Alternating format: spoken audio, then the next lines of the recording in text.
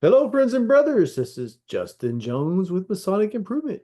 I'm joined with my fabulous co-host, Dennis Yates. How you doing, Dennis? I'm Just doing great. Tonight's another great night of Mason. And the reason why is because this is part two of our resolution series. So you know what's funny is I I don't actually said that to myself today. I was like, we're gonna record part trois. Dwa. Trois. That's so funny. So last episode was a rather interesting episode and for good reason.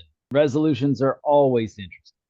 But it is even more interesting because we had Brother Robert Park and Brother Carlton Newberry on the show. Now, Robert has not made it back yet for this one. However, our best bud, Carlton Newberry, has. So, without further ado, let's go ahead and get started. And if Park gets done with his meeting, he's actually at Lodge, like some of us probably should have been tonight and wasn't. But he's actually at his lodge, being the Blue Lodge Mason that he should be, just like all of you should be, just like I should be. But, you know, well, So we're doing part two of the resolutions. If you didn't listen to the first section, you might go back and watch that. We did 1 through 12 in the first video. We're doing 13 on tonight. We're knocking them out. And so we're jumping right into resolution 13. Would either one of y'all like Carlton, to take that? will you tell us what this one's about? I would be happy to, gentlemen. So, resolution number 13 is looking specifically at Masonic charges and brothers that are laboring under Masonic charges. Now, this is a little different. Last year, we passed resolution number 10, which said if you have filled out a statement of availability to run for election at the Grand Lodge level, that if charges are filed against you after you filled out your statement of availability, then those charges must be dealt with by Grand Lodge. The Grand West has the exclusive jurisdiction over those to try and stop the filing of charges being used as a weapon to make people ineligible to run. This submission by a past master of Liberty Hill Lodge number 432 says, makes a change to the law book that says specifically, or takes out specifically, that a Mason cannot be elected or appointed to office or installed in office if he's under Masonic charges. Now, one of the things that we want to make sure of, and I'm sure that jurisprudence and civil law, they'll look at this and determine whether or not that conflicts with some of what Resolution 10 covered, but this would apply to people at every lodge level. So if you're in line to be the senior warden next year and charges are accepted against you, you are still going to have the presumption of innocence, as we do in the United States, and be allowed to continue until such time as your case, the disposition is known. And if you are then suspended or expelled for whatever the charge was, then you would be removed from office. So this takes off the preemptive barring for election, appointment, or installation based on charges that have not yet been proven to be true. I think you hit the nail on the head with innocent until proven guilty. Why restrict your Masonic career until you have been proven to be guilty in something? So I think it sounds good. I like it. What do Well, you now here's the flip side of this, and like you said at the beginning of this, it's different from the one last year. The one last year was specific to being Grand Lodge officers, so that the trial must happen before elections at Grand Annual Communication if it hasn't happened prior or been dropped. I would like to see similar verbiage in this that shapes it to Blue Lodge, to the constituent lodge, mainly because I like the law that's in place right now for Grand Lodge. I don't think there's any better place to have a Grand Lodge trial, a lodge trial against a brother that's running for an office than Grand Lodge. And I think it should happen in front of everybody who's affected, which is all of the Grand West. This, however, is trying to get away from weaponizing it on the lodge level, which I truly believe in. I do.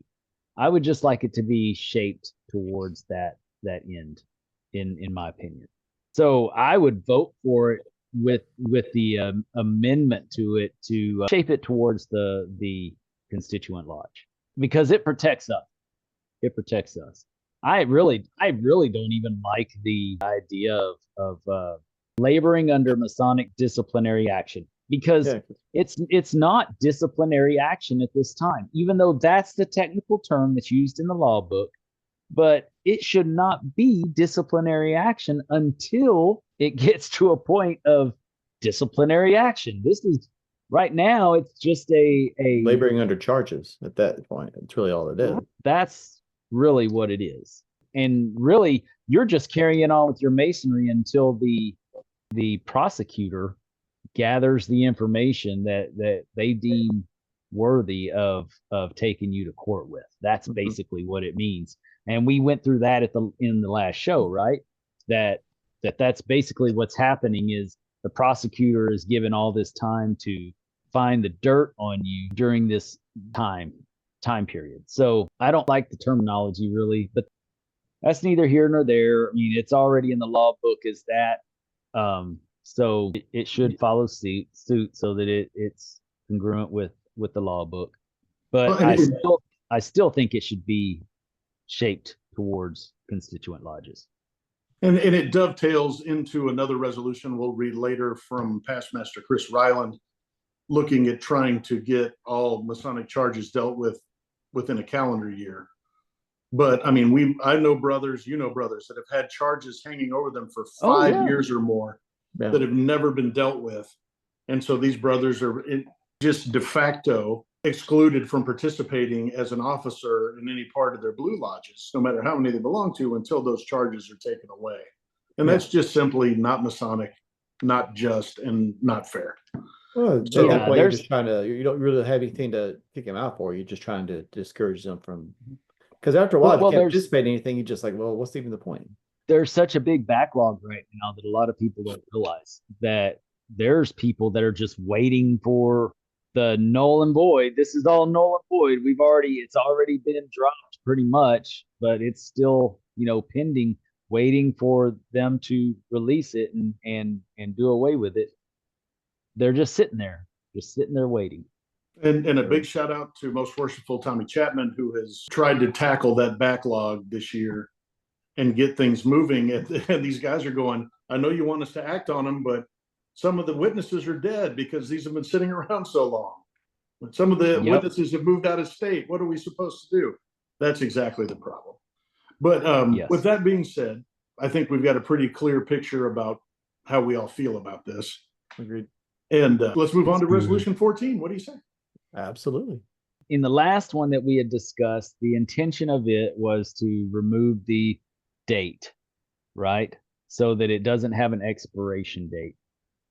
This one wants to remove the Grand Secretary's name because, there's, by time somebody sees it, it may be a different Grand Secretary or whatever. I don't like that because it's still issued by a certain Grand Secretary. So whereas the last resolution that was done by Right Worshipful Duty and Right Worshipful Billings took away the date of the expiration so that we wouldn't have to keep reprinting plastic cards. That's the whole reason of going to plastic cards, is so we don't have to keep reprinting. Well, now they're saying, well, because we think that they should be issued, reissued if we change Grand Secretaries, or that's the intent, it seems like, of this, is that they think that if the Grand Secretary's name is on it, then it's no longer valid as a valid dues card. But here's the thing. The reality is that the Grand Secretary that's the issuer would be on that card, and that makes all the difference in the world. So that would verify at what period someone received their card. So let's say a brand new Master Mason comes in and he says, I was made a Mason in 2024. Well, the way you would know that for sure is to verify it against the Grand Secretary that was in office in 2024. If it wasn't, then, that's a recent, and that would be going forward. But for everything past, just having a valid secretary on the date that it was issued is perfectly fine, in my opinion. And I don't know if purposes and policies is going to weigh in on this, or which committee is going to make their feelings known on it. But I think that they're going to bring up some legal issues about having to have those signatures on there. Just because the brothers that signed my Master Mason's certificate, the secretary and Master Mason and Master of my lodge, are both passed away now. It doesn't invalidate it. It just says who gave it at the time it was issued. Yeah. Right, just like a charter. Just like a charter, exactly. And the one from San Felipe Lodge, we were set to labor in 1859. I'm fairly certain that none of those guys are around to validate that document anymore. However, again, we don't need to reissue it. So I think there'll be some discussion from the committees on whether or not that this messes with due legal form. There's contracts or agreements that we have with other grand jurisdictions that the dues card will contain such information. So I'm going to wait and pass judgment after I hear what they think about how this affects the legality of it. Sounds good. Ready to move on? Man, aren't you impartial? Man.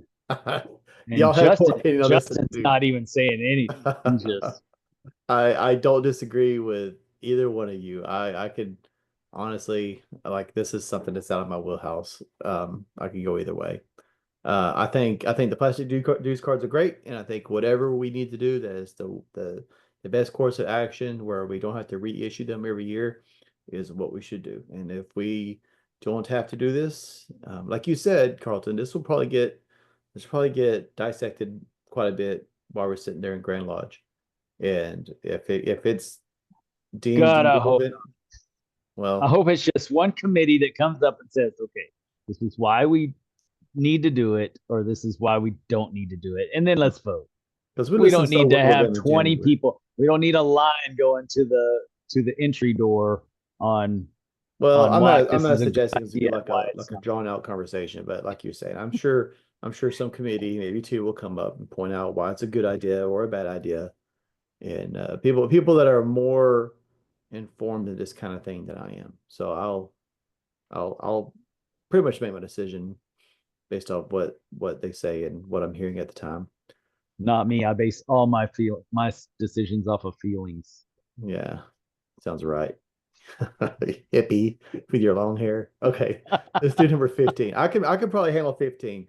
I was reading over it, and it really just looks like it wants to give us some more flexibility with our aprons, allowing us to have rounded bottoms, have them painted or embroidered, which we can, but within certain parameters now. So me personally, I have no issue at all with this. I think it'd be interesting to be able to visit lodges, and they have their own little way they do things.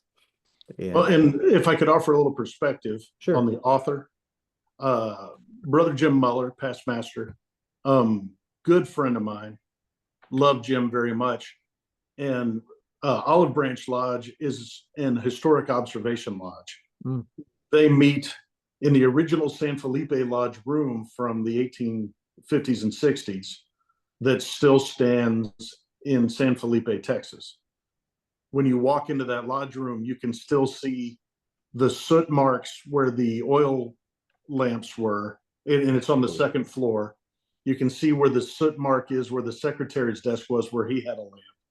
The original painting of the starry deck ceiling is faded, but it's there, and they meet in period dress. Nice. And they do a lot of the reenactments, right? And Jim is very passionate about that part of our history, and I am so grateful to him, their secretary, Brother Dalrymple, and a lot of the Masons there that keep our history alive, the history of Texas Masonry.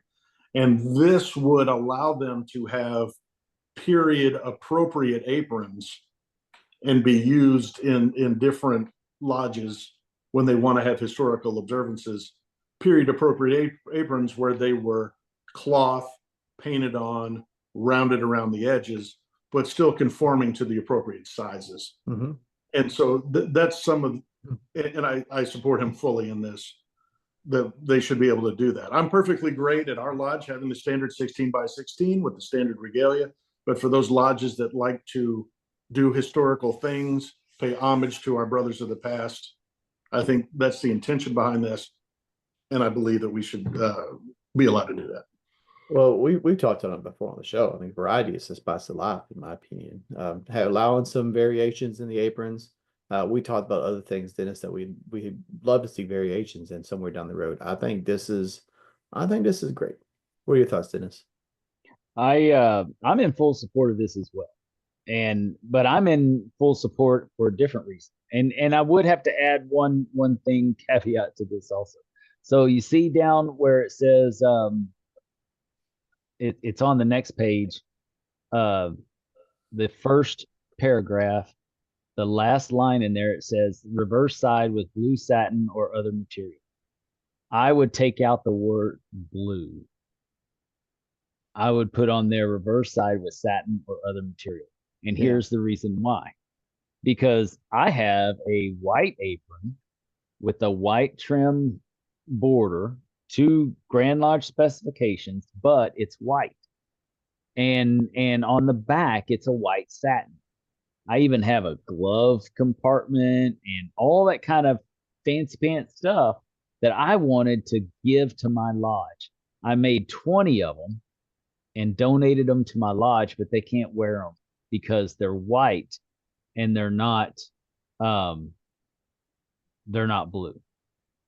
Yeah, I don't know why they would have to. I agree with you on that. So I would like, and these are lambskin, whereas everything else is cloth. So I don't want the coffee stained cloth aprons for visitors and for the members of the lodge. I would like to give them a nice lambskin apron that can be worn over and over again. And we could tuck a pair of gloves in there in case they're ever needed for any reason. They don't have to be used, but they could be used, and make it an option. You know, that's why I am in full support of this, because it's long overdue. It's nobody's trying to be flashy with it or anything else. It's just a white lambskin apron, but it has that border. It helps with stability and structure. It just doesn't, it's not overbearing. Yeah. So I love this particular resolution for 2 reasons. Number one, I think we ought to be able to have aprons that fit the culture of our lodge. If our lodge has an old tradition culture, then let them do it. Could you imagine us doing that in Goliad Lodge? Goliad's the oldest lodge building in continuous use in the state of Texas. And so what better place to have period aprons than Goliad, Texas? 1852 aprons.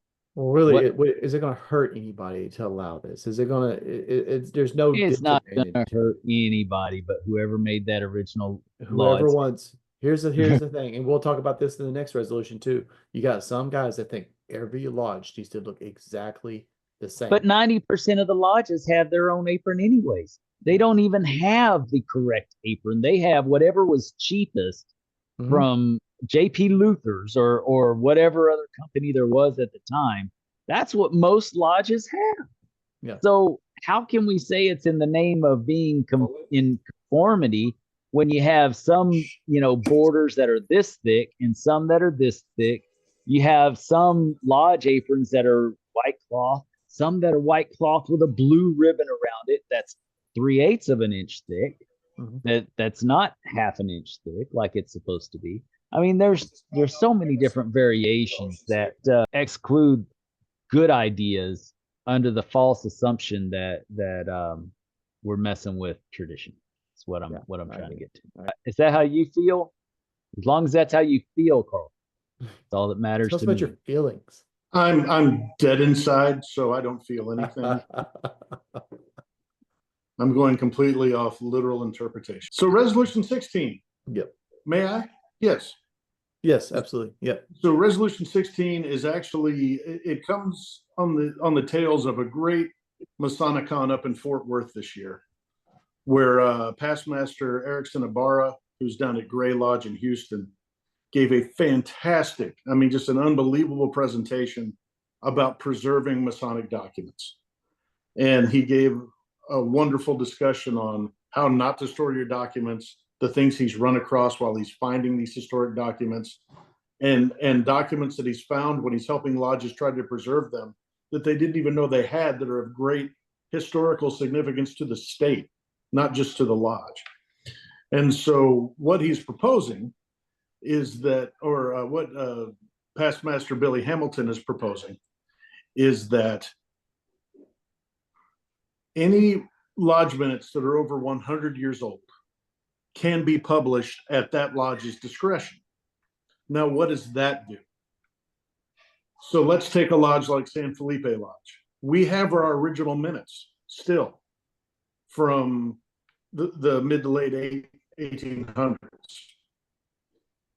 We could take those if we voted on it. Now, the San Felipe Historical Society has offered to us at no cost to digitally store these for it, to help us put these in a digital format that will not damage the original paper and preserves them for all time. But it's illegal for us to do that by Grand Lodge law because somebody other than a Mason could see them. So what this would allow us to do is to go back as far as 1923, and or Guadalupe Lodge could do it, Holland Lodge could do it. They could go back as far as 1923, and everything they have before that, they could have one of these historical societies that has tons of grant money, tons of resources, and unbelievable technological capabilities to make a permanent digital record of all of this history. This would make it legal for us to do that. And also to allow our minutes, if someone's writing a book on Goliad, they could come in and say, could we see your minutes from, 1904?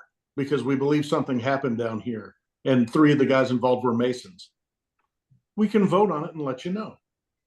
Then you could publish those minutes to those people and they could use them as a resource. So again, anything that's over 100 years old, the law is not going to apply to anymore in terms of statutes and limitations. I mean, unless somebody recorded a murder, I guess. But I don't think that was going to be in the lodge minutes. And it would require. Yeah, and it would require the lodge to agree to it. And I always like that when that caveat's in there, that Grand Lodge says okay, but it's up to the individual lodge. So yeah, I'm 100% in favor of this, and it will allow us, as more lodges merge and demise and things like that, to preserve that history that's not just important to Masons, but could be important to communities or the entire state. Yeah. You have lodges that have merged with, I, for example, I know of one not far from where I live, and they basically, as these small satellite towns around there turn into ghost towns, they merged with this larger community and they got their minutes and everything. And so you have the minutes of communities that aren't even in existence anymore. I mean, that's huge. Yeah, I think it's 100 years old. Like you said, most of them are probably dead, right? I don't think we let too many vampires in. So most of them are probably dead. What's it going to affect, right? I think it's wise. Just one more anecdote. Hubert Lodge number 67. William Barrett Travis's son was a Mason at that lodge. They had all of their records stored in a bank vault, all of their historical documents. Somebody broke into that bank vault with a torch to cut through the door. Well, their box just happened to be right next to the door. So when the torch cut into that, it ignited all of their historical documents. They're gone forever. Man. If this law had been changed prior to this and they had them a digital copy of them, all that history wouldn't be gone. Yeah, I was same lodge. I was helping them clean up, and they had boxes of old minute books and destroyed, mold, silverfish. They're gone forever. Just gone forever. Who knows? Who knows what was in it? Yeah, absolutely. Once it's digital, then it's safe. It's there. It's not going anywhere. I agree. I think it's just wise. You want to move on? I think that oh yeah, just skip me. That's okay. That's cool. Go ahead, All right. Dennis. Sorry, I didn't know you didn't go. No, that's okay. That's okay. Do you want to say something? No, no. My feelings are Dennis, hurt. would you like to do resolution number 17? Please do, Dennis.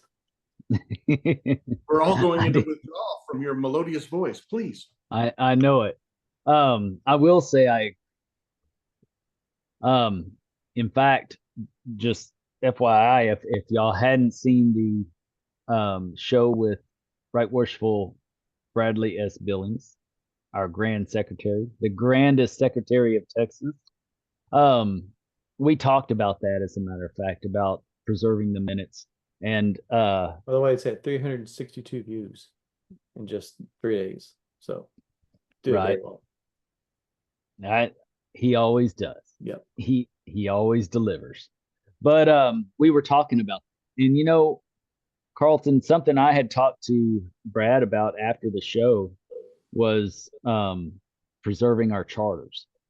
They make the special frames for charters that seal them, and or for any document really, they make special frames that seal documents.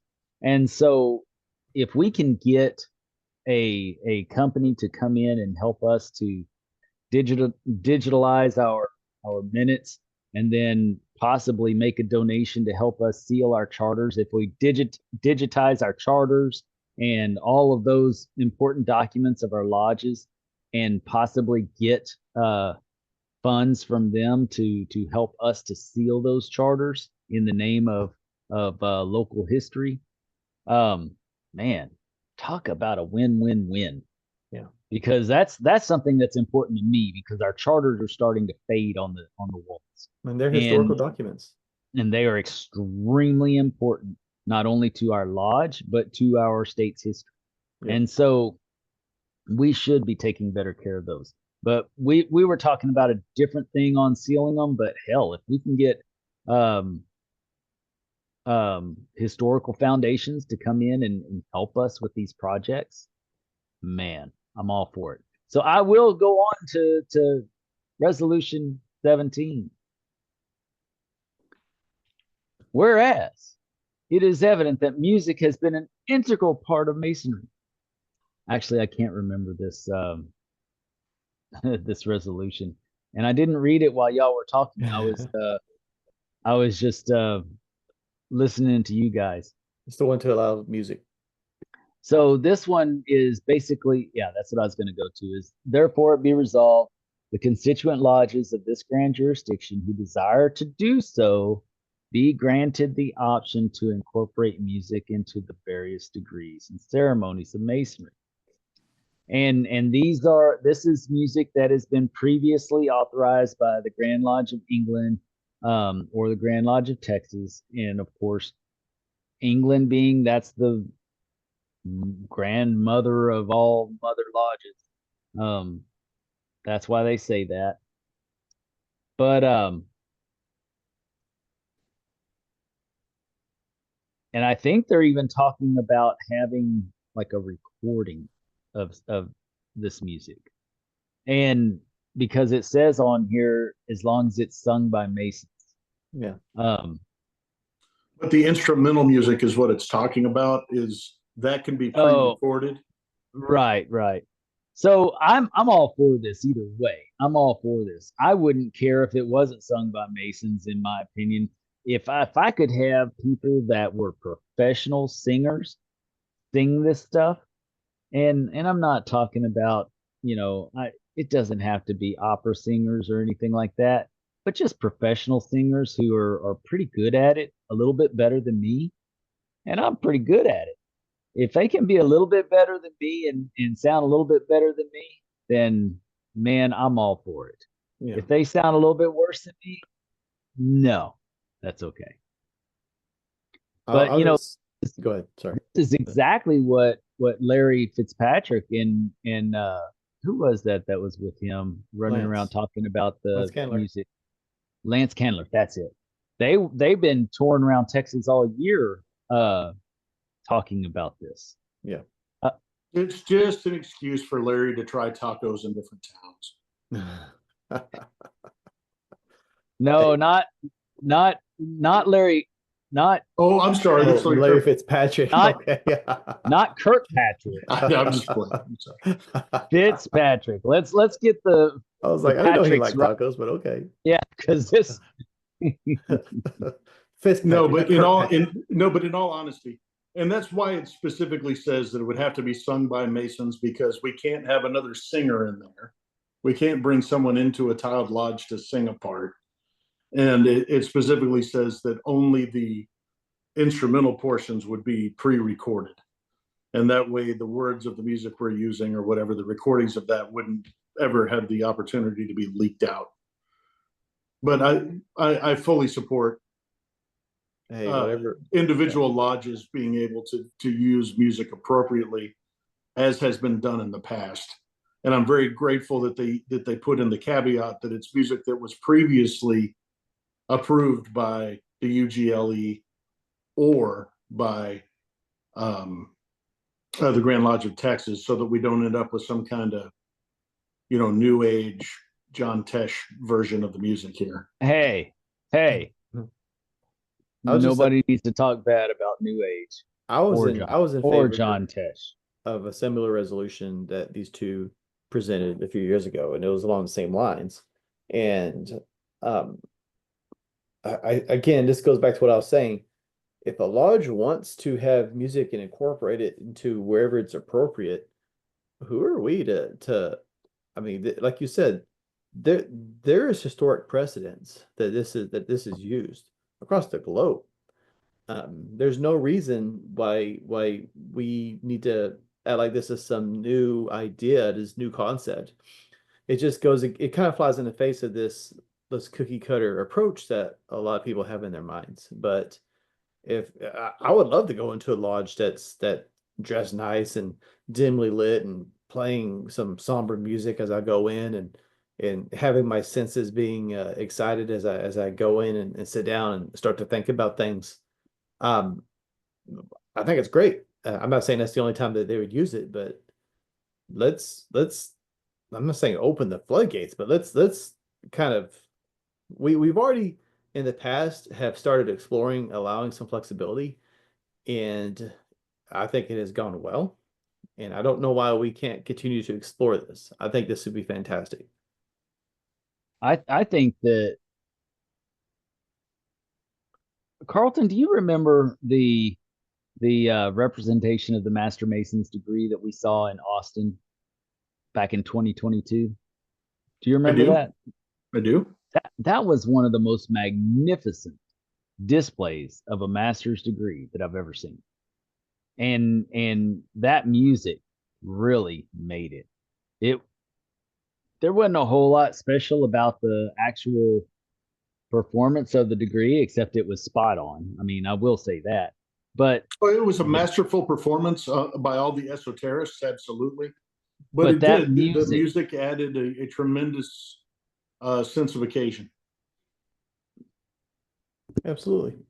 And to your point about recording the vocals, I know this is going to sound weird because we're talking about vibrations either way, and it's kind of esoteric, I think, but there's something they don't have to sound great, but even in the parts where we do have singing now, even if the guys don't sound great, it imparts a certain atmosphere. And sure, you could record it and play it, it wouldn't have the same effect. And so with instrumentation, I get that, because most lodges don't have people that can play instruments. But we don't have to sound beautiful when we're singing. Well, let me take that back. We don't have to be great singers to have an impact when we're singing the songs, I don't think. Yeah, but that we don't need to have that debate right now, because the fact of the matter is that the minority of the brothers that are doing it know the words. So it takes away from it. So if we had people that were able to do the words and do it well, I think it would add. We can Okay. talk about that in another show. Yes, sir. Resolution 18. Go for it. Who wants to take that? Carlton, you like to take it? Yeah, I don't mind. So this is in full disclosure, the four authors are all good friends of mine. People that I really like, and I like what they said here. And this goes back to the presumption of innocence. So what this does is currently, if a brother, let's say Brother Smith, is convicted of a felony, no matter if he pled guilty, not guilty, or no contest, or no low contendere to the charges, if he's found guilty, the day he's found guilty, the secretary of his home lodge can send an email to the grand secretary with the case number, the disposition from the government website. He takes that to the Grand Master, and the Grand Master signs his dismissal as a Mason under Grand Lodge law. Conviction of a felony after you've been made a Mason, automatic disqualifier, you're out. What this does is it says that if a brother pleads not guilty or no contest and is still found guilty, but instead of being sentenced to prison, is sentenced to probation, deferred adjudication, which is a lot of times if you serve a certain amount of time without getting into any further trouble, they expunge it from your criminal history, or it becomes something different on your criminal history. What this does is it says that if a brother is convicted of a felony and put on a probationary period, then it is up to his lodge to determine whether they want to have him expelled or suspended for the period of his probation. And if he completes that probation, then he may become a full member again in the same manner that someone who has gone NPD does. That part will probably be debated at length, that there should be a new investigation committee instead of just an automatic reinstatement. But it goes on to say that if he fails to complete the probation and the court revokes their probationary status and makes it a permanent part of their record, and then they're relegated to custody, then they'll be automatically suspended. So it gives the opportunity for a brother who, even though he pled his innocence or chose not to address the charges, if he's put on probation and the court felt that there was circumstances whereby that this person deserved probation, that in essence, their mother lodge, the lodge that has original jurisdiction over them in Texas, would get to decide whether they are expelled on the spot or whether they serve basically a Masonic probationary period where they're suspended, and we see if they complete the terms of their legal probation, and then they can be reinstated. Let's see. What do you think about it, Dennis? Man, that's a tough one. I see both sides of that coin. Kind of what I was thinking too. That's one we're just gonna have to let the Grand West play it out, because there's so many what ifs. Yeah. Every situation is the different. problem. Yeah. And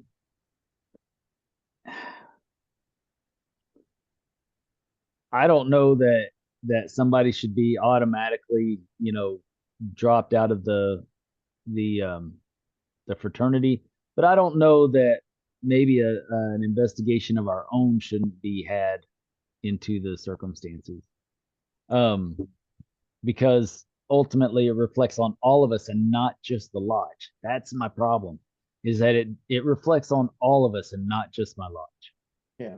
I'm sure there's things that I say and do that pisses people off because it reflects on all of us and not just me. Well, here's Right? the thing. There's a guy, he's on probation, and then he's off probation, and he's a Mason. And how you're right. I mean, how does that reflect? Granted, like the Well, resolution he's a said, suspended Mason. yeah, but according to this, once the probation's over, he can go back to being a Mason, right? Yeah, if he completes all of the things, and it's again, this is what if. Yeah. All right. I don't know. Yeah, that's a tough one. I'd have to hear other thoughts on it to kind of, because Yeah. I could go. That's what I like about these conversations is hearing other people's thoughts kind of gives me insight I didn't really consider. I don't really know how I feel about it at this point. Either one of y'all have anything else to add to this? Now, I think there'll be a very healthy debate about it. I think that eventually there'll probably be a motion to table it. Probably, yeah. Something like that, because that's going to be a lengthy discussion, but it's a discussion that I think we should have. Yeah. I'm grateful to these four brothers for bringing it up. Me too, and I consider them all dear friends as well. So don't get me wrong at all in what I said. It's just it's a tough scenario to talk about. It really Yeah. is. When I say it's tough to talk about, it's tough to talk about. Let's move on to 19. I like to handle this one if that's okay. If Go you're ahead. fun. Really the gist. So this is in regards to the endowment program, and what it looks like it's trying to do is to require the trustees to provide basically a historical chart at the performance of the endowment program. Here's my thoughts. What does it matter historically? Like, we know what it returns now, and it's a set amount. I the endowment program's not going away, right? And if you're trying to like find some justification to do away with it, it's too big. It's not going away. I mean, I remember the resolution a year or two ago to give all the money back to the lodges. That is not a smart idea. That's not wise. Just knowing how a lot of lodges handle money.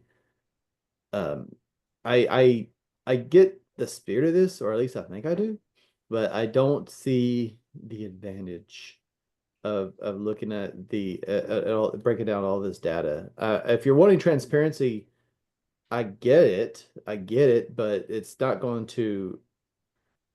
I don't see what it's going to change. It's creating more work. It's just adding more stuff to the book, but I'm not really seeing the benefit of it. Me personally, what do y'all think?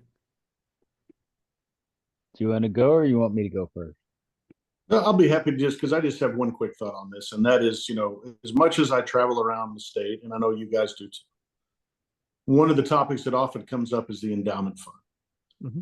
And there's just such a general lack of understanding of what's there, why the returns are what they are, why, we were told, we passed a thing that said 5%, and we got less than $5 back last year.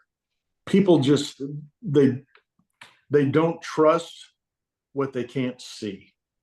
Yeah. And so there's a lot of people out there with this big nebulous fund that are trying to figure out, that just want to be able to say, I can see this, I can see where the money is.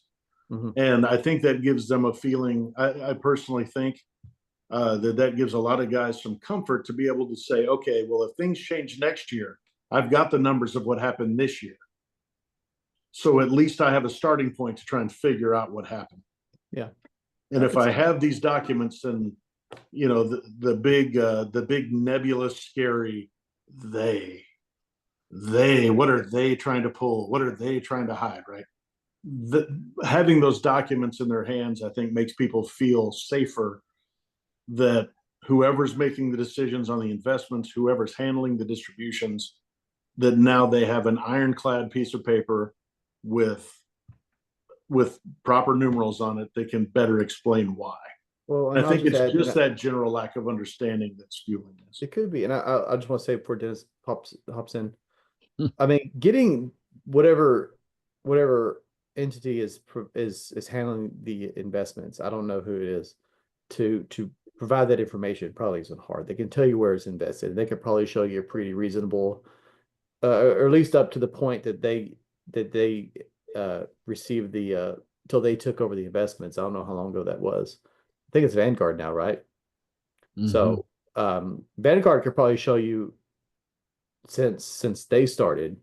I don't know that when you change hands, everyone, like if you change hands and someone else handles the investments, they're of course going to put it in their own proprietary funds and things like that. So the money's moving so much, it's probably hard to tell what the growth has been and the performance from inception. But you can probably get Vanguard to say, here's where the funds are, and this is how it's allocated, and here's the history of it. And that's fine. I mean, we could do that. And I'm not trying to sound condescending at what I'm about to say, but I'm just saying because I used to do finance. A lot of people will look at it and they're not necessarily, I mean, they got it in their hands, but are they interpreting what that really means? And I'm not trying to be rude. It's just some of that stuff's kind of nebulous. I mean, again, if it's something that the Grand West feels is important, by all means. I don't know that there'll be a whole lot of benefit to it. And I would also say, I get what you're saying about, because I've encountered that too, where a lot just don't really understand. Oh, when I was doing investments, like if as a financial planner, if you did not understand an investment, you didn't recommend your clients to do it. It's the same thing in the lodge. Like if you don't understand the endowment program, maybe that's not the best place to put your money. There are alternatives. I'll just throw that out there because the endowment program is performing how it's going to perform probably for the foreseeable future. If you're not happy with that, either increase your endowments or encourage people to add to their endowments, like we saw in the other resolution, or just stop talking about it. But there are options, but I don't know what this is going to resolve. Sorry, Dennis, I got kind of long-winded.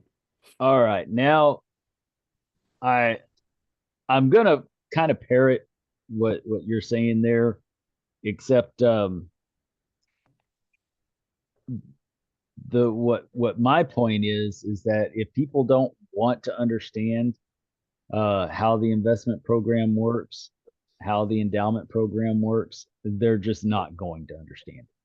They, if I understand it, there's no reason they can't understand it right now. And the reason why it was less than $5 is because we go by a 3-year average of the returns, and that makes a more stable average price that we get back on that investment.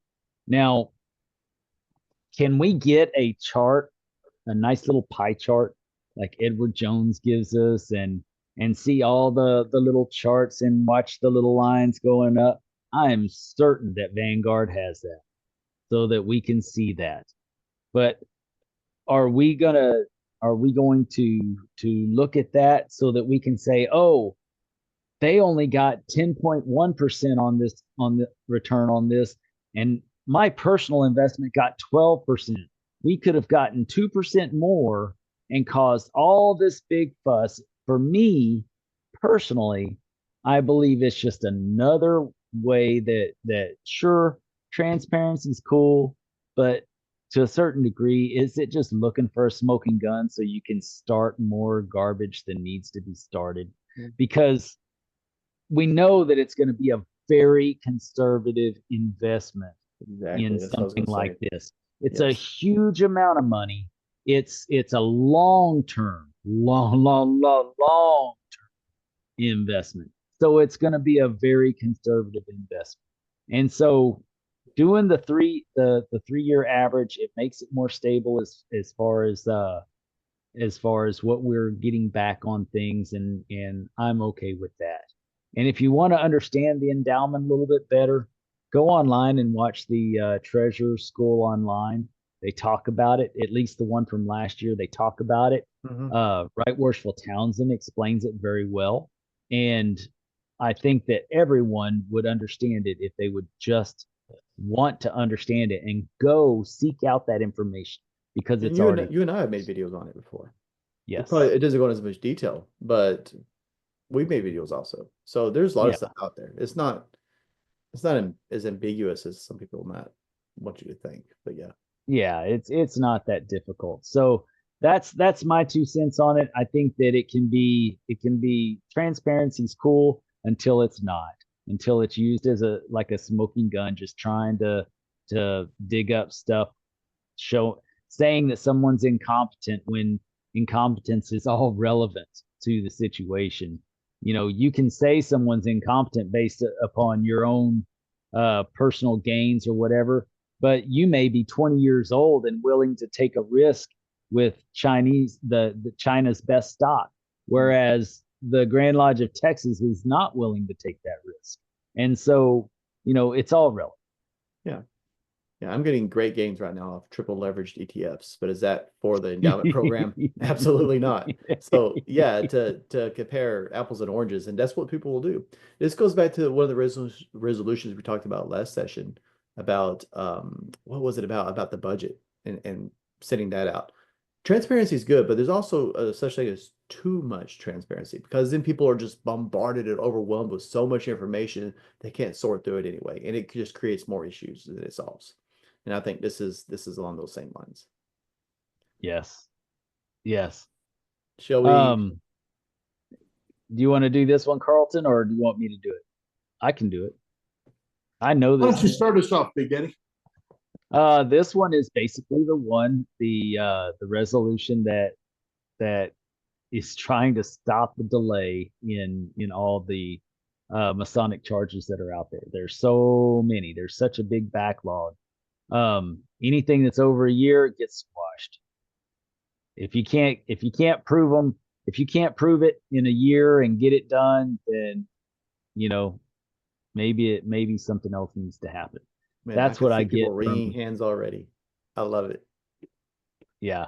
So I say, you know, I agree with this, because if somebody if so I know that one of the members of, well, I know several of the members that are in the committee that deals with this stuff, and they do a lot of the investigating on these charges to see if they're valid and whatnot. I know several of the members that are part of that gather that information. And if they can't find something within a year's time, I don't think it's going to be found. And so I don't think it needs to be held over any longer than that. If it's not so obvious that it can be resolved, it can all the evidence can be found within, you know, a few months, because ultimately it should have already happened, right? So it should be easy to find this evidence. Yeah. So if you can't find the evidence in just a few short months of audits and investigation, mm-hmm. and then get this trial going, then, you know, I know you didn't really have a case anyway. Now, exactly. I know the argument is going to be, well, we don't have enough trial lawyers. We don't have enough places to do this type of a thing, which is the whole reason it went to Grand Lodge, because lodges themselves could not do their own trials. So it went to Grand Lodge. Well, now we're dealing with the Grand Lodge problem of having to do the Masonic trials that we should have been doing in our own lodges, but we're inapt. So now we're dealing with this kind of an issue. So with this kind of an issue, then you look at priority. What's the real deal that needs to be dealt with, and what can move on down the road? I agree, and I pretty much echo what you said. If you're going to accept charges against somebody, then that should mean that you have a real case and it's ready to move forward. Like, you have evidence and it's right there in your face. If it takes longer than a year, you didn't really have a case, and you're just politicizing charges at that point. And so I agree. Carlton, I got a feeling you might want to do 21. Am I correct in that? Carlton, well, did you have anything on this one though? Oh, I thought he just said something. I'm sorry, Carlton. No, well, I think it's very well known that Chris Ryland and I are extremely close friends, and our families are very close. So I'm very, very biased on this one. But what I see happening here are amendments to some of these. For instance, I think they're going to try and push, because he says in here, within 1 year of them being filed with the lodge secretary. I think they're going to try and change that date, try and move the starting date, right? Try to make the time period longer. I think we'll see a lot of maneuvers to try and either kill this, table it, or try to change the original intent from a 1 year fast moving thing for the reasons that you all laid out. I think that's what'll happen on the debate floor. But yeah, that's something, another thing that we need to do to help Masons just get back to being Masons is to quit having these things drag on and on and I agree. on. So on resolution number 21, where it talks specifically about if you lose an election as a for a grand trustee position, then you are ineligible to run the following year. Now, I've heard this talked about for years, especially over the last 5 years, because we had a brother who was one trustee position ahead of another that he had beaten. And the two of them had a very contentious relationship. And I've heard over the years from different people in different parts of the state, I think it would be a good idea that you shouldn't be able to run 2 years in a row, so that if you're upset with the person who beat you or you have sour grapes about it, then you have a year to cool off and gain your perspective, yada, yada, yada. I don't know what the will of the Grand West will be on this one, but you know, I've heard this discussion so much. Again, this is my good friend Chris Ryland who put this one in. I've heard this discussed so much. I think it's a good idea to see what the Grand West feels about it. Yeah. But I will withhold my own opinion again, and let you two discuss it. I'll just say, if you weren't a fit for the Grand West last year, probably nothing's changed this year. And that just, I'm not speaking specifically of last year. I'm just saying, in general, the preceding year, if you weren't a good fit, you probably aren't a good fit the year after that. There are some brothers, and I don't have any issues. I'm not trying to speak ill of anybody, but have historically almost made themselves available every year, right? For just trying to get in. And it's not that they're necessarily in all cases like I'm not saying I dislike anybody. I'm just saying, like, if it wasn't a good fit, respectfully take a year or two and kind of reconsider what you're doing and why you're doing it, and use that year to get out and really see if that's what you want to do. But just throwing yourself at it every year, hoping to be Grand Master 1 year, I don't know that that's really, it's not very, I don't know, man. To say you're a Grand Master simply because you threw yourself at Grand Junior Warden for 5 years in a row and finally got it. I mean, I don't know. I don't know if that meant you were really the best person for the job at that point. I'm sorry to say it, but I'll just point it out. Sounds more like people just, no one was running against you that year and you got in. That's my thought, though. Well, and Greg Wright, who's available this year for the Masonic Home and School, he has a really great talk that he gives on what we call the sympathy vote. People that you've seen lose time after time after time, and like you said, then eventually they get into a field of 1 or 2 people instead of 3 or 4 people, and then people are like, "Oh, the poor guy, you know, he's lost 4 times. Let's give him a shot." Instead of saying, "Hey, he's the best man for the job." Yeah. And I'm not saying that that's the case in every time, because we have several Grand Masters and several trustees that have run multiple times and turned out to be great leaders. So I totally understand that, but I think it's a good conversation for the Grand West to pick up if there should be a cooling off period, if there should be some separation between people that have run against each other, if they both end up being trustees. so they have a little, so they can gain that perspective. And I'd just like to give another plug to Brother Park, Brother Reynolds, and Brother Green, who have all stated at every forum I've been to this year that no matter who wins, they're all going to keep acting like Masons towards one another. Absolutely. They're all going to keep being brothers. And, we need to see more of that example. I agree. Well, you won't get that example from me.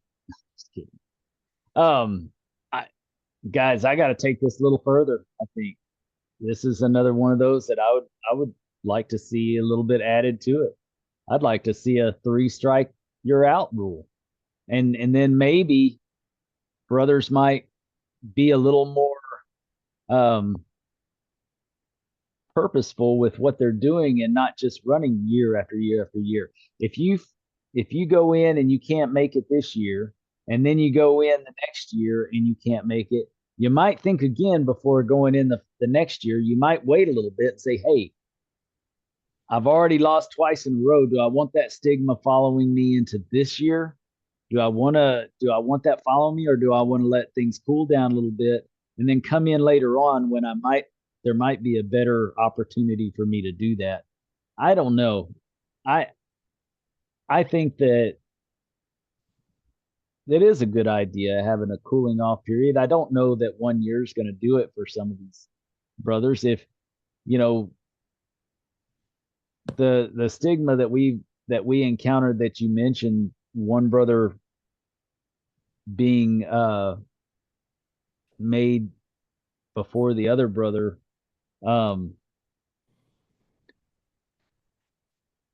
the brother ended up becoming Grand Master. That's a long time to have to cool off and stop being pissed off about it.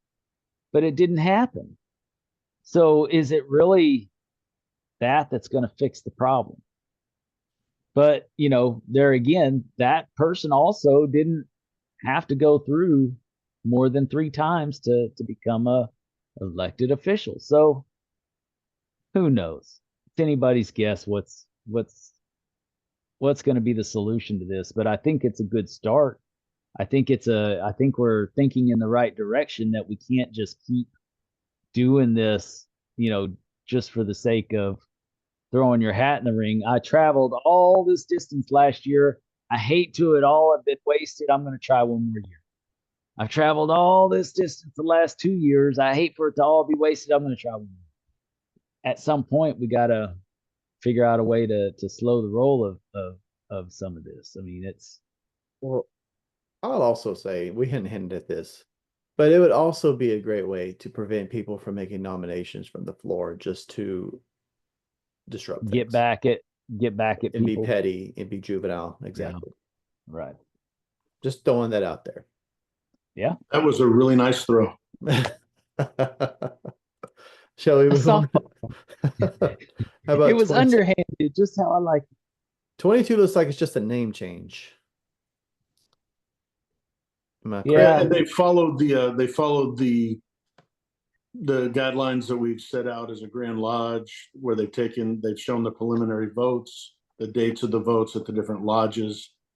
And that's one of those where if they come to the microphone and it's supported by the officers of both lodges, and they say that all of this is true, then it should pass, 99 to 1. Yep. Pretty You'll straightforward. always have those few. No, it should always be the same. I know one guy, he's from Guadalupe Lodge. He's that way. No, tradition must prevail. They need to keep the name the same.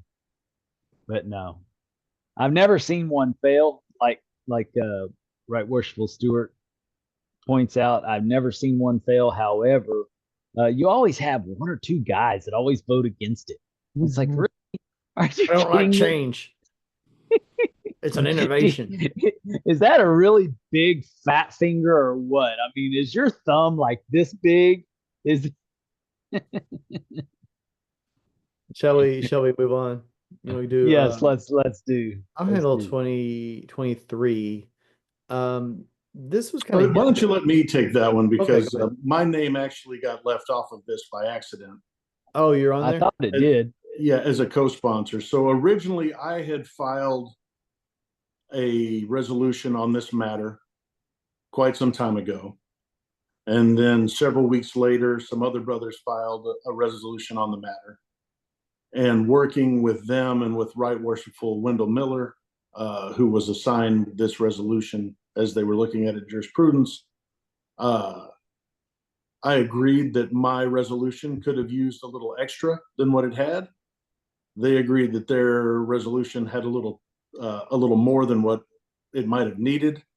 And we found a way to work together and get a resolution together that we were all happy with, and just put all of our names on it. And while the resolution, I think, will pass without much discussion, and it basically just makes the stewards optional officers.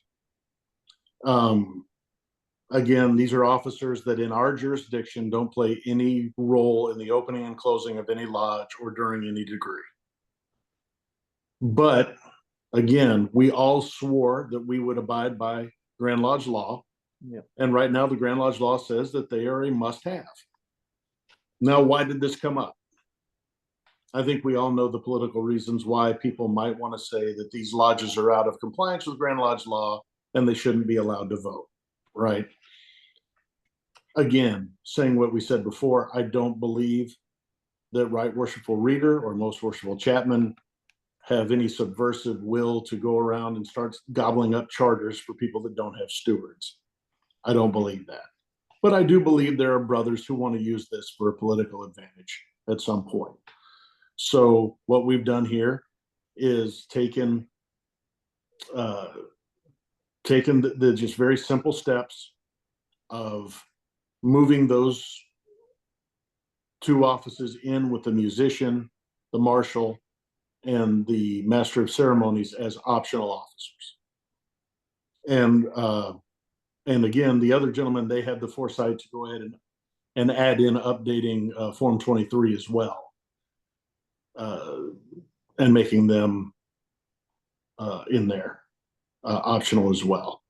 So one thing I am very happy about with this is that, these are guys that all of whom I know and respect, but some of whom I don't agree with on several things sometimes. And sometimes they don't agree with me and the things that I do.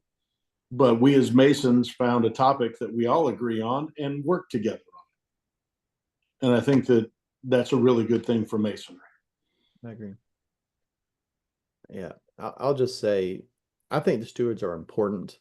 However, I fully understand, like you said, they have no ritualistic significance in any of our opening or closing or anything like that. And not only that, but there are some lodges who they cater or they eat out. They don't really need a steward. And there's other reasons, I'm sure, also why there are lodges that have not done this. And so again, it's just giving power to the lodges. Let them make decisions. They're big boys. I think this is good. Yeah, there are lodges out there that might not have brothers.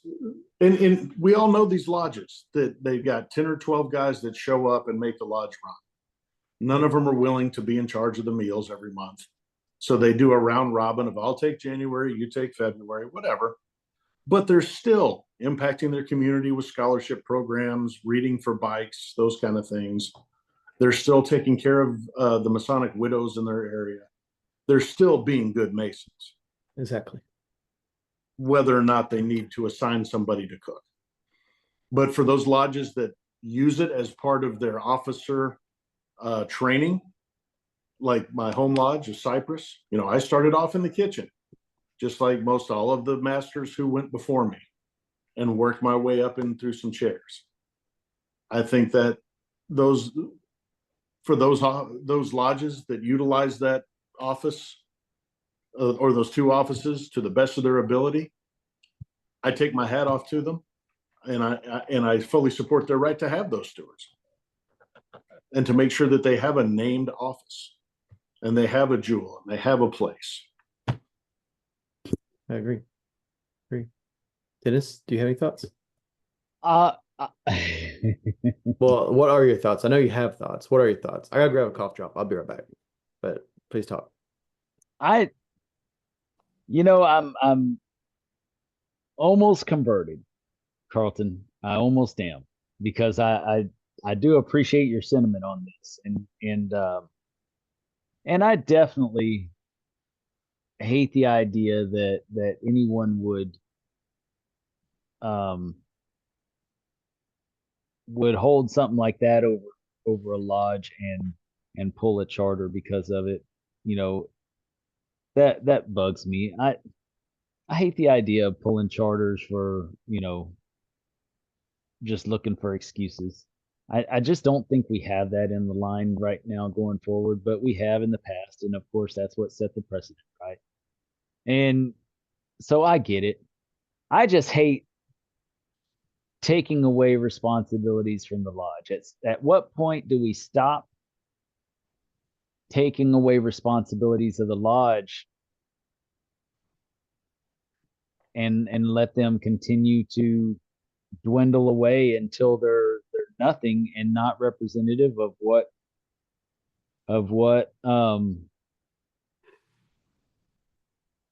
good management and good housekeeping is. I mean, at some point we have to be responsible for who we are in our, not just our community, but within our whole jurisdiction. I mean, if we say we're the leaders of our communities and the leaders, why aren't we showing that within our lodges? Why are we, treating our lodges like the stepchildren we never wanted? Why Well, aren't we? Dennis, I have to kind of disagree with you on a couple of points there. With Well, love, I know because you you're my do, brother. and that's okay. Yeah. With love, because I you're my brother, but you're looking at the internal reason. And a lot of times this is external. So my great uncle and my uncle, who were both past masters of Paducah Lodge in Paducah, Texas, used to have a lot more people in it. But the technological advances in farming and ranching meant they needed fewer and fewer people to work that area in the panhandle. So there are fewer and fewer people. That means there's fewer and fewer good men around, fewer and fewer Masons. And God bless the brothers that kept that lodge alive as long as they did, but it went dark. We can't control, I know of lodges in the Northeast when they passed the Affordable Health Care Act, and some of these towns that had one or two plants in it, that where most of the town made their living. And because of the increased cost of healthcare for everybody, they decided to shut down those plants and move them overseas. Well, now not only do you have brothers who can't afford to pay their dues because they're no longer employed, but you've got people moving and looking for work away from these places. And you only have, again, a smaller number of people there. So I do understand your position, because I know that there's a lot of lodges where neglect is the problem. But there are other lodges where it's through no fault of their own. They're the external factors putting strains on the community that have fewer souls there and fewer dollars to go around. So, and I get that. I get that. I mean, I live in a small community. We have, and I thought we had 2,000 people in my town. The 2020 census says we have 1,600 people in my town. I caught kind of the end of that, but I would say if your concern is that these are lodges that maybe should merge or something because they're not in good shape because they can't seat a steward. I get where you're coming from, but whether or not they have the option to have those positions or not is not going to affect their situation in any way. If that makes sense. Like if they're on the path to having to merge, whether or not they can elect or appoint two officers isn't going to make a difference. This is like Carlton's saying, this is going to affect more lodges that are healthy, just have different situations, and just give them some options on that. I think it buys time still love you for others. I know you do. I know you do. But I think, and And I think that this still is just buying time for lodges, for some I lodges don't that think it should. buys time. They'll just, I mean, they Oh, got lodges. whatever. They just You appoint people that did don't show up 2 months anyway. ago, you were completely against it. So don't even give me Yeah, it's that crap. because I listen and think and learn, and Formulate I new change over reasoning. time. I know we all grow, hopefully, and hopefully we'll all grow into someone as charming and well spoken as Carlton, so we can always win the battles. I don't think it's going to save any lodges that are having trouble, and I don't think it's going to hurt any lodges that are doing well. Me personally, Right, if you right. that's it. I mean, uh, will it hurt if you're a healthy lodge? In my opinion, should you have stewards? Yes, because I do think stewardship teaches you the importance of servant leadership. However, that's you can't have your cake and eat it too, right? Like just make it optional. Probably should encourage them to do it if they can, but if they can't, that's or don't need it, that's fine too. Shall we move on? Yeah. Okay. I'll take on Jim's. I like it. I like the one that resolution number 24.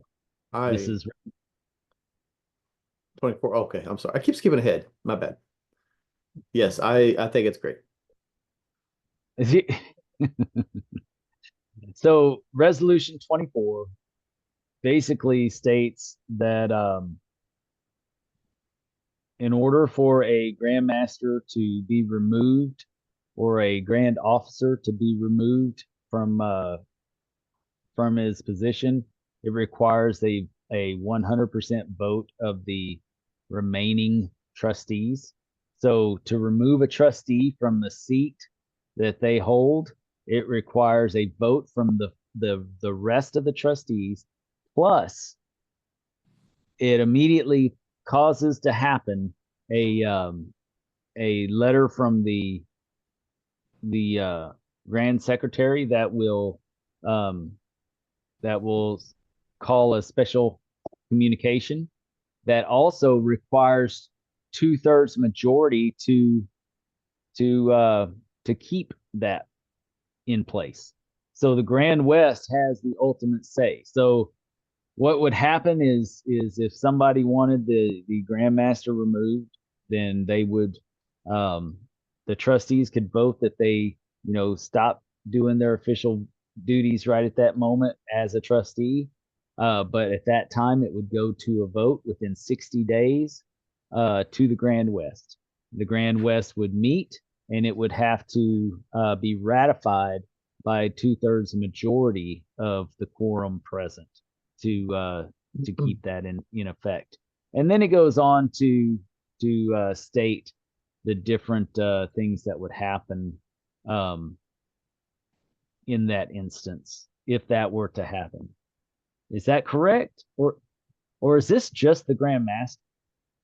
Is it any of the trustees? This is just the Grand Master. Yeah, I just thought it Oh, was this Grand is Master. just the Grand Master. So yeah, so this is to remove the Grand Master, but it's the same idea. Takes the 100% vote of all the remaining trustees, and then requires a special communication within 60 days of that vote, and for it to be ratified by the Grand West. I'm going to And be a little. if that happens, they will not retain their Grandmaster regalia and all the stuff that goes along with being a past Grandmaster. They will get to retain their title of Grand Deputy Grandmaster, but they will not be able to retain anything that goes along with I'm going to stick my neck out. I'm going to say something risky on this, but I'm going to do it anyway. There's a reason that we're looking at resolutions like this at this time. And there are several resolutions that would be very good for Texas Freemasonry because they put some power back in the Grand West. Pay attention to the people that speak out against these types of resolutions, because you really have to wonder why they would speak out against these type of resolutions. And I'm not going to tell you the reason why, but I think you can figure it out. You should have let Carlton speak before you said that. Just kidding. I think this is fantastic. I think it is. I think this, along with several other similar resolutions, is a great way to avoid excessive disruptions of peace and harmony in the future. And I'll leave it at that. Sorry, Carlton, if I stole any of your thunder. I can always edit, so you go first if it's important. If you say something better. No, Right Worshipful Rumsey is somebody that I hold in extremely high regard. He's one of the Masons that can always inform me on issues before us.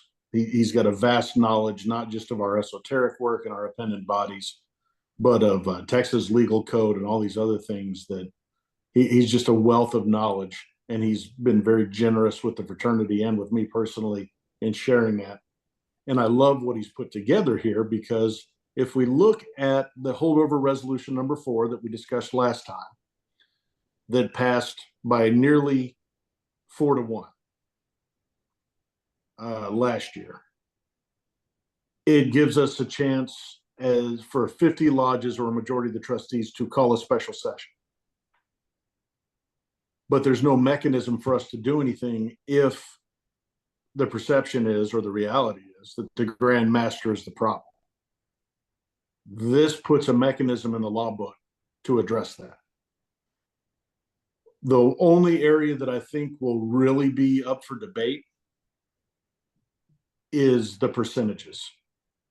I think there will be some people that will try to amend this to say that it should just be a majority vote of the trustees, so that one holdout can't stop the proceedings from going together, because we've seen how tight sometimes the 2 trustees, no matter how wrong they are, will stick together. And also the 2/3, which I'm perfectly comfortable with. I think maybe someone will try and amend that.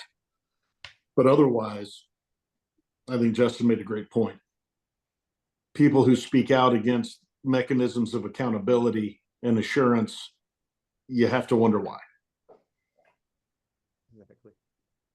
Well, that's scary that you just said that, because of how staunchly I'm against resolution number 7. Just saying. Well, again, that's a debate on whether it's transparency, accountability, or micromanagement. Right. Yeah, there's Right. a little difference. There is. Yeah. Very good. So I think we're all in agreement that this is a good thing, and it's good for the craft, and we should definitely support this. And does it need to be amended? Possibly, but either way, I think this is something that we need to put forward. My fear when we talk about amendments is sometimes we get so in the weeds that it's just not like after a People point give people just up. don't care. Yeah, they just give up, like, hey, let's just move on. I don't care anymore. Well, we I all would- got that way with that Boy Scout amendment last year. I mean, Yeah, how exactly. many times did we have to go Right. back? Sometimes Well, I'd be perfectly fine, voting this in and then amending it next year after we, really mull it over. that's what I was going to say. Like, as it is, it's not, it puts power in the Grand West, right? It creates Yes. accountability. Might it need to be tweaked? Maybe, but is it broken? Absolutely not. So I would say, take it as it is, and then take the year to really evaluate its effectiveness. And if we need to make amendments at that point, there's a process for that. There you go. How about Good 25? idea. Go for it. Oh, yeah. Go ahead. Number 25, I think, is fantastic, because it basically just says that now we can, if we finished all the other business of the day, that we can on Friday address new business without having to invoke Article 36 from the Grand West with a vote. So that as soon as the committee reports are done, and the opening ceremonies, all that good stuff is done, if there's still time left in the day, we can get right into the resolutions. And for years like this one, where we have 25 of them, we're going to need every minute. Yeah. And also then, I mean, we've done resolutions on Fridays before, but we saw last year that it was used again. Well, this is the law, and we're going to follow it because of these lawsuits and such. And then, of course, we had to get up and invoke Article 36 so we could get the ball rolling on actually getting to the meat and potatoes of what last year needed. I think this is a very wise thing to do, just to remove that caveat, because time management is something that very few Masons have as an asset. I've seen some of your podcasts go 2.5 hours, but I'm not here to judge. I'm just saying that, I don't know when they started getting so long-winded. No. I could always do a different podcast if you really want me to. No, but I think Right Worshipful Rumsey and Right Worshipful Duty have tackled an issue that needed to be tackled. Yeah, I agree. Ultimately, I feel as though many things have been tackled that need to be tackled this year. I'm very pleased with most of the resolutions, and the spirit of most of them. So that's at least 2/3, maybe half. Yeah, half, maybe 2/3, maybe. I wouldn't say 2/3, maybe 66%. We'll keep looking for things that we can make better. 67 for sure. Awesome. Well, at this point, well, we didn't talk about who's made themselves available. I thought we had entire episodes for that.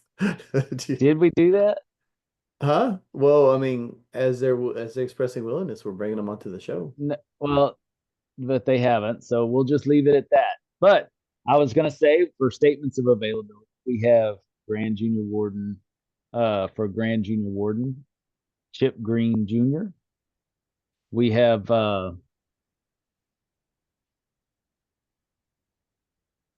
someone who's been on the show several times, Brother Robert Park. And then lastly, but definitely not leastly, Keith Reynolds. And then for statement availability for Grand Secretary, we have Bradley S. Billings, the grandest secretary we have this year. And then also past Grandmaster Paul D. Underwood has also made himself available for that. Availability for the Committee on Work, we have Douglas Brown. What area of town is Douglas Brown from, Carlton? Do you know? Yeah, he's from Reagan Lodge. So he's just inside the loop there in North Houston. Or pardon me, in North Central Houston. It used to be North Houston in the 70s when I was a kid, but now it's several miles from North Houston now. But yeah, he's from Reagan Lodge down that way. Okay, interesting. So one thing I found, well, never mind. I'll just leave it at that. He's from Reagan Lodge, and then Cody Cockcroft is from Morton Lodge, which is he's on the southwest side of Houston. Okay, and then Brother David Matzes, Spencer Lodge. Where is that located? Do you know? I don't know. Is he the brother from out near San Antonio? I don't know. Hold on just one second, and I'll tell you. I'm going to use my trusty Amity app. Amity, Texas. Amity, Maryland, Texas. I'm trying to do an advertisement, try and make us some money here. Oh, I don't know we're making money off it now. Amity, also the name of the island in Jaws 1 and 2. Yes. Michael woggled it. Okay, so there he's where? Oh, he's at CF Spencer Lodge in And that's in South Houston. South Houston. Okay. Oh, here we go. Pearland. Pearland. Thank you, Brother Reichenberg. If only somebody had said it. Pearland. So well, I'm glad somebody who matters. Okay. So Shall all we of these move on? brothers are from the Houston area. Isn't this position this year a southeast position? Yeah, the brother who's rolling off of the committee this year is from Northeast Houston. Okay. So when So that Ken, makes sense that they would all be there. right. So when Right Worshipful, I'm blanking. Ken, please forgive me. When he rolls off, then it will be this pie wedge for the South for the committee on work. Got you. Nice. Well, I'm just gonna say there's already well, I won't say it. Okay. All right. Are we talking about anybody else? There's only room for no, I won't say it. I won't say it. Okay. Somebody on this show knows what I'm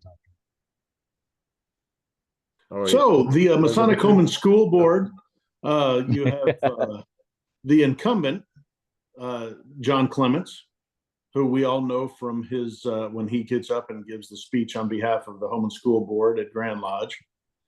And then about. Almost as long as his tenure. yes, and the challenger, the other candidate, Greg Wright, who's a past master of Fort Worth Lodge number 148. And you can actually watch their recorded performance when they were, well, all the candidates, but these two, I believe it's out there on Texas Freemasons and on YouTube. Yep. At the when they had the joint District 14 and 64 MWSA meetings. Yep. It's on our channel too. Absolutely. Wonderful. And then we have just one declared candidate for the statement of availability for Library and Museum Board, and that's Corey Harris, who's past master of Arlington Lodge. Beautiful. And there we have it. The entire book, gentlemen. Man, and originally it had started out with like 28 resolutions. Now we're down to 25. I wonder if a couple more might just fall off before we get there. Maybe so. All right. Well, let's wrap up, and then we'll do open forum for the inner circle. No, I just wanted to say, I started out with one mode of thinking coming into this, and after discussion, I'm pretty close to the edge of changing my vote after the discussions, and that's what these are for, is to get a different perspective than my own, so that I might see another side that I wasn't thinking about. Whenever we look at any resolution, we're always looking at it from our own blinders, and usually it's whatever's going to serve our best interest, well, of course.